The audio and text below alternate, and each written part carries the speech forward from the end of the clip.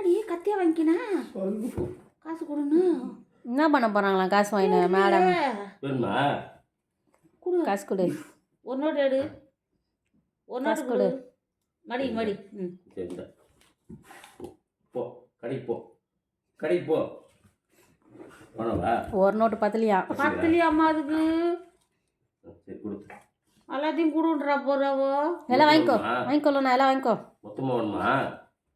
காசே தான் பார்க்குறா. மொத்தமா குடுமா குடுமா என்ன பண்ற? இரு இரு இரு இரு பேட் போட்டு கொடு. எங்க தராங்க இரு.